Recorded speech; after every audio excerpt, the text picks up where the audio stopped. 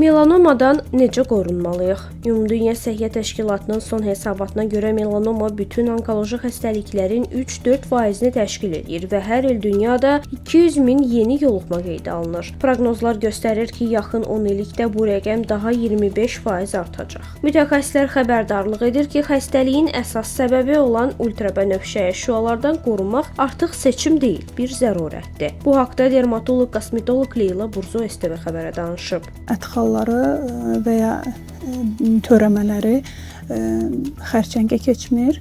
Görünüş olaraq papilomalar da xatırladır əslində. Digər adı ilə akrokardon deyirik ona.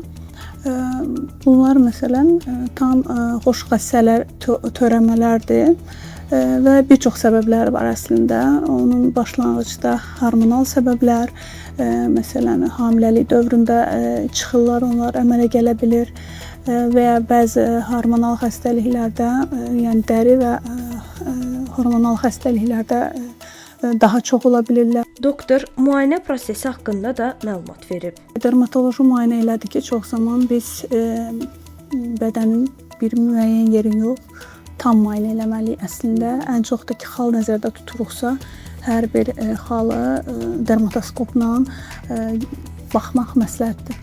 Çünki elə ola bilər ki, yəni hətta normal xal zamanla bədxəstəliyə keçə bilsin. Ona görə tam müayinə olunsa, bədənin hər bir yerində başdan tutmuş, ayaq altına qədər müayinə olunsa daha yaxşı olar. Beynəlxalq qaydalara əsasən bədəndəki xallarda asimetriya, kənarların kələ-kötürlüyü, rəng dəyişikliyi və ya diametrin 6 mm-dən böyük olması şübhəli məqamlardır. Əgər bir xal son 2 ay ərzində sürətlə dəyişirsə, vaxt itirmədən mütəxəssis müayinəsindən keçmək şərtdir.